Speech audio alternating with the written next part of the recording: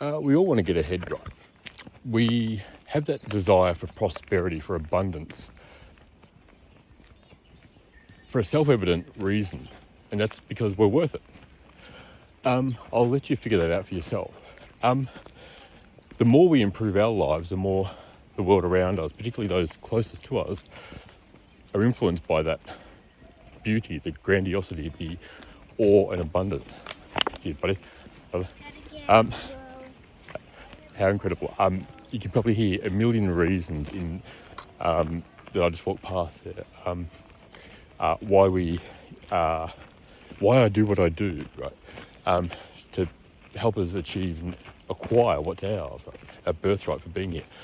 I'm going to talk about one way we can attempt to succeed, which is through fear. I'm going to make this point clear in a second.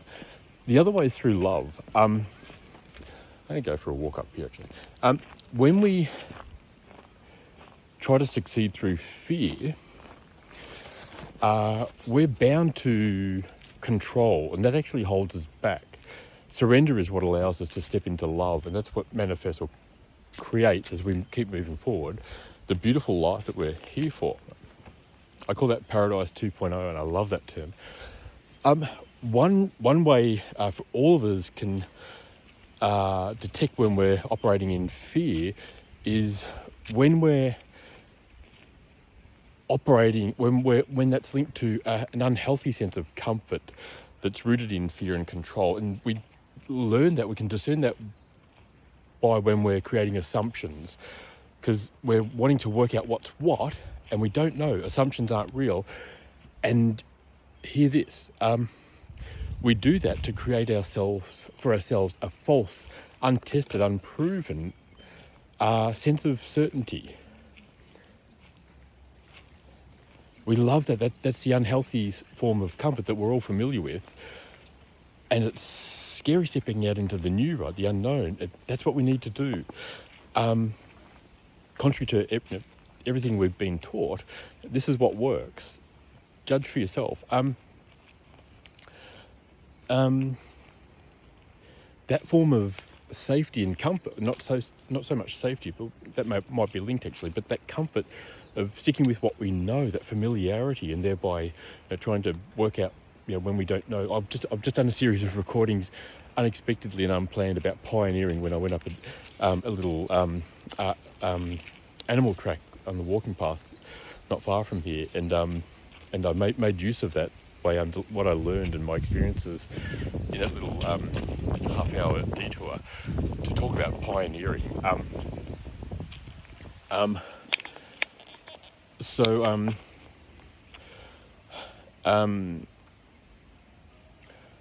I was saying, thinking out loud here, clearly, to myself,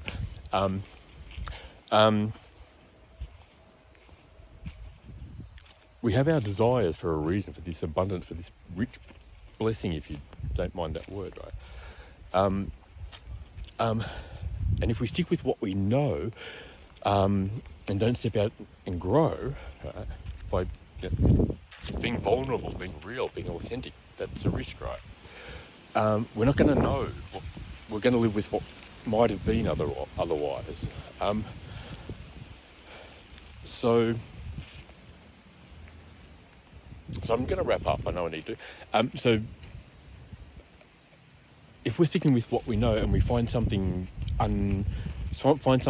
new and we don't know what that is, we're going to make assumptions, as I said, and they're not reliable. At the very least, be aware of the assumptions that you're making and why you're doing that. As I said, that's to give ourselves a sense of comfort and safety, but it's actually not real. It's not rooted in reality. Thereby, the good news is, what's the answer, right? Because if I leave you there, it's like I give you nothing, right? Other than information, I don't help you move forward. So, as I said, we have these desires for ourselves, for our lives to be beautiful, like abundant, like and we have them for a reason. It's because we're worthy of them. I think we've all been ripped off in so many ways, and I think that sadness is an opportunity to turn that grief into something beautiful by using that energy to push through into what we do deserve. And we don't know how we'll get there. We just trust and we step out. So rather than rely on fear and that form of comfort by using assumptions to pretend that we're safe and secure and we know and we're in control. Yes, our safety obviously is paramount, of course. We won't get anywhere without that. I know better than possibly anyone on the planet. And that's another story to get into, how to create that safety for ourselves internally through love. But for now, I just reckon that's enough to leave you a lot of food for thought in that one message. Take care of yourselves, people. Happy Easter. Take care.